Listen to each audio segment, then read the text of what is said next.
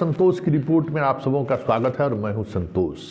हाँ जी हाँ, हम अब आपको रोज़ाना इसी तरीके के एक स्टोरी के साथ मिलेंगे हम अपने पेज पर। और इस बार हम शुरुआत काफ़ी लंबे अरसे बाद हमारी आपकी मुलाकात हो रही है। आप हमारे साथ जुड़े रहे, ये बहुत बड़ी बात है। इसके लिए हम आपको शुक्रिया अदा करते हैं कि आप कई महीने तक 2 वर्ष तक हम आपसे उस संतोष की रिपोर्ट यूट्यूब चैनल से हम बाहर रहे, खबर नहीं डाले, फिर भी आप हम पर भरोसा आप जताए रखा, ये बहुत बड़ी बात है। इसके लिए तो शुक्रिया। चलिए आज से लेकिन हमारी नियमित एक स्टोरी के साथ रोज़ाना मुलाकात होगी और हम इस बार शुरुआत करते हैं क्राइम की कुछ पुरानी स्टोरी, जिस स्टोरी के सहारे आप बिहार के अपराध को समझ सकें। तो आज हम बात करते हैं गांधी मैदान ब्लास्ट के इनसाइड स्टोरी की। जी हाँ, ये इसलिए महत्वपूर्ण है कि मोदी के प्रधानमंत्री बनने में इस ब्लास्ट के बाद जो एक जनभावना का उभार हुआ था, उसका बड़ा असर पड़ा था। गांधी मैदान में ब्लास्ट कैसे हुआ, क्यों हुआ, ये सारी बातें हम आपको बताएंगे और एक एक चीज परत दर परत हम आपको बताएंगे कि क्या हुआ था। उस घटना का मैं प्रत्यक्षदर्शी हूँ। रविवार, जहाँ तक मुझे याद है, गांधी मैदान में बीजेपी की रैली होने वाली थी। नरेंद्र मोदी मुख्य वक्ता के रूप में थे। सुबह वही कोई 9 बजे होंगे। राज्यों के अलग अलग हिस्सों से लोगों के आने का सिलसिला जारी था। उसी समय पटना जंक्शन पर एक विस्फोट हुआ। विस्फोट की खबर आते ही हम लोग भागे भागे जब पटना जंक्शन पहुंचे तो देखते हैं कि एक व्यक्ति जो मानव बम बनने की कोशिश कर रहा था, अपने शरीर में बम प्लांट कर रहा था, वो बुरी तरह से घायल है। और संयोग ऐसा हुआ कि जहां उसका इंट्रोगेशन चल रहा था, पुलिस बीट मेरा था, इसलिए सिंपल एक्सेस मेरा वहां तक हो गया। आसानी से हम पहुंच गए। मनु महाराज खड़े थे, कई थाना अध्यक्ष खड़ा था और वो बोल रहा था गांधी मैदान को ब्लास्ट बचा लो। इसका मतलब है कि गांधी मैदान में बम लेकर आतंकी घुस चुके हैं और ये व्यक्ति स्टेशन पर ब्लास्ट करना चाहता था या फिर ये भी गांधी मैदान जाना चाहता था। उसी में जो बम फिट कर रहा था उसमें ये विस्फोट हो गया। पूरी सूचना राज्य के डीजीपी उस समय भव्यानंद थे, उनको दे दी गई कि ये स्थिति है, कई लोग बम के साथ वहां घुस चुके हैं। मोदी रैली स्थल पर आए या ना आए, इसको लेकर बिहार सरकार और गुजरात की जो एजेंसी थी, सुरक्षा एजेंसी, उसके बीच बातचीत होती रही। लेकिन अभियानंद अरे रहे कि नहीं, आप आइए, भाषण दीजिए, आप सुरक्षित आएंगे, सुरक्षित जाएंगे। लेकिन जैसे ही नरेंद्र मोदी मंच पर पहुंचने वाले थे, उसके बाद गांधी मैदान में लगातार विस्फोट होना शुरू हो गया। उस विस्फोट में कई लोग, दर्जनों लोग घायल हुए, 5 लोगों की मौत हो गई। लेकिन बड़ी बात यह है कि सारे के सारे विस्फोट का जो कह सकते हैं कि जो डेंसिटी थी, मतलब उसकी जो क्षमता थी, बहुत साधारण क्षमता थी, बहुत ही सामान्य क्षमता का बम दिख रहा था। क्योंकि जिनके, आप याद होगा एलिफिस्टन सिनेमा के जो बैठने के लिए जो कुर्सी थी, उसके नीचे में जो बम लगाया गया था, उससे एक व्यक्ति की मौत हो गई, 6 व्यक्ति की मौत हुई, लगभग 70-80 लोग घायल हुए थे। और घायल होने के बाद ये प्रक्रिया चल ही रही थी, सभा चल रहा था, लोगों को पीएमसीएच पहुंचाया जा रहा था, लोग पीएमसीएच में इलाज करा रहे थे। फिर सभा समाप्ति हुई और बिहार पुलिस अभियान में लग गई कि कैसे, कहाँ से ये इसकी साजिश रची गई थी। संयोग से एक अखबार मिला, जिस अखबार पे 5-6 नंबर लिखा हुआ था और वही नंबर इस घटना के खुलासे की वजह बनी। कैसे हुआ खुलासा, जरा सुनिए। उस वक्त के जो डीजीपी थे अभियानंद, उनसे पूरी कहानी सुनिए कि किस तरीके से खुलासा हुआ। तो आपके कार्यकाल में काफ़ी चर्चित घटना रही गांधी मैदान बम ब्लास्ट।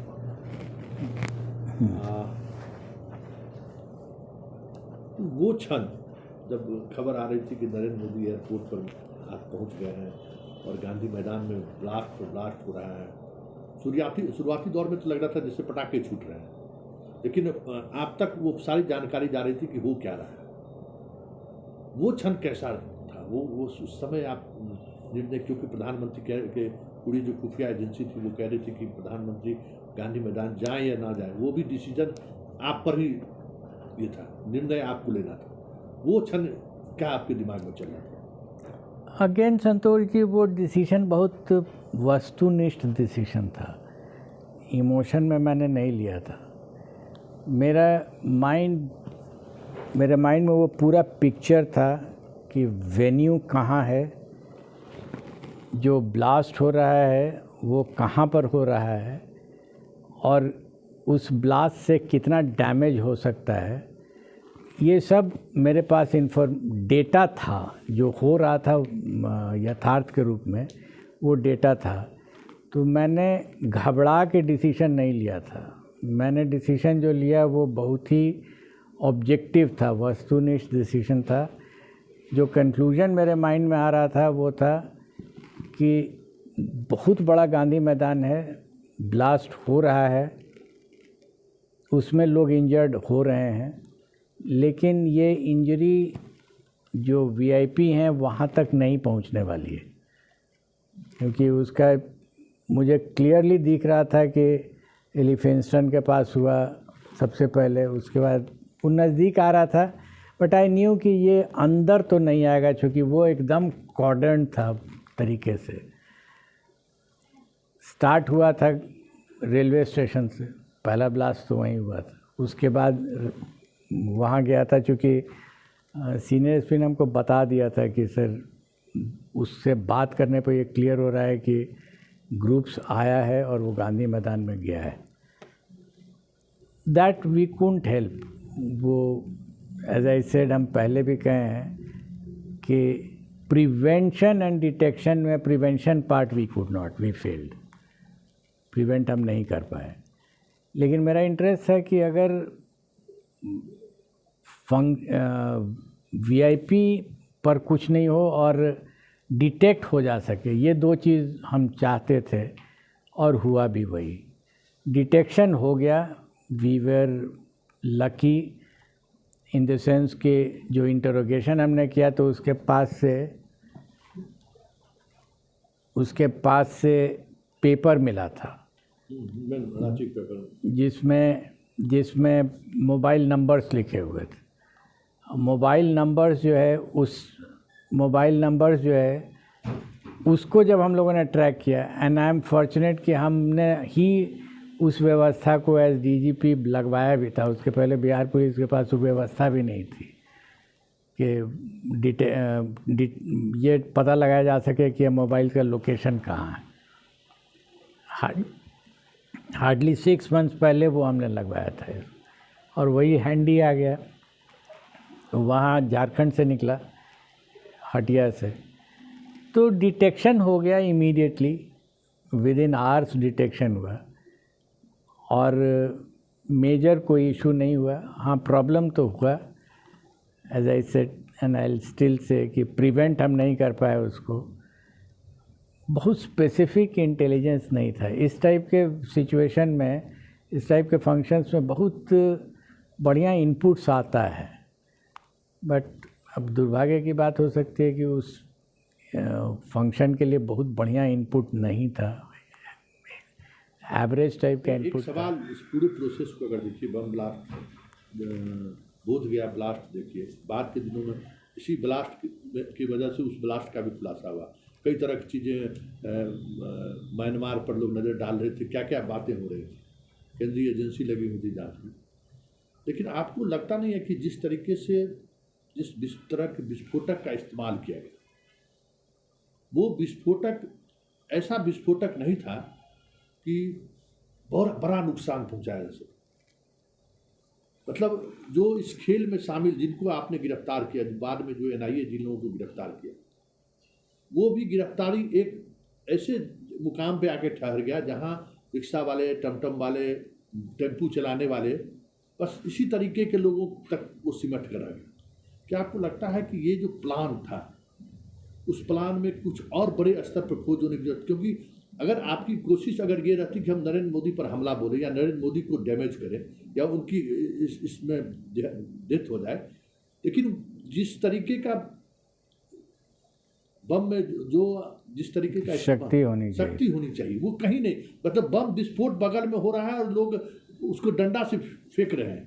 याद करिए गांधी मैदान में वही लोग मरे जिनके नीचे बम ब्लास्ट किया, एलिफेस्टन के नीचे में वो। हाँ, तो क्या आपको लगता है कि बस क्लियर कट सिर्फ एक मैसेज देना था, कोई बड़ा नुकसान ना हो? क्योंकि गांधी मैदान में जितने हजारों हजार लोग आए हुए थे, अगर उस तरीके का RDX या बाकी चीज़ों का प्रयोग होता तो हजारों लोगों की मौत हो सकती थी। ये बात सही है कि अगर शक्तिशाली बॉम्ब इस्तेमाल होता IED तो बहुत डैमेज ज़्यादा होता, वो नहीं हुआ। बट ये इस पे हम कमेंट नहीं कर पाएंगे क्योंकि ये फर्दर इन्वेस्टिगेशन में क्या क्या बातें आई उससे हम लोगों को बहुत मतलब हम लोगों को जानकारी भी नहीं मिलती थी उसकी।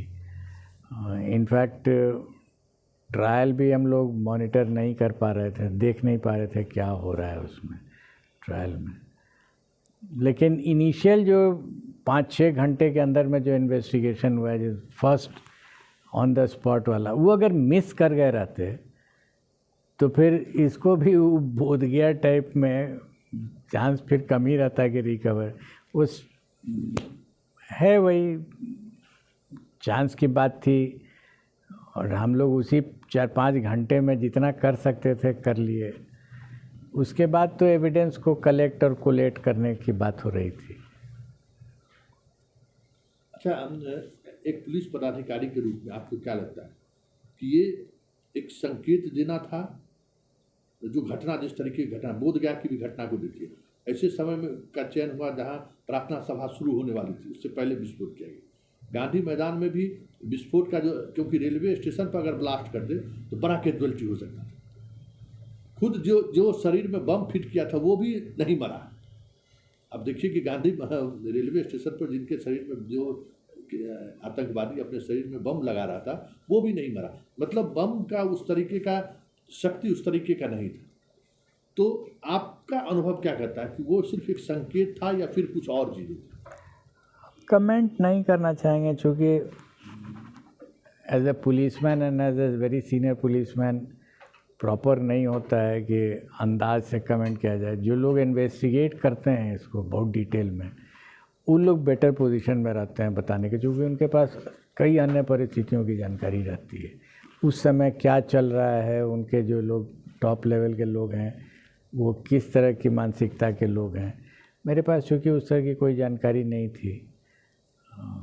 एज DGP ऑफ स्टेट जानकारी बहुत ज़्यादा रहती नहीं है कि NIA के अंदर क्या इन्वेस्टिगेशन हो रहा है।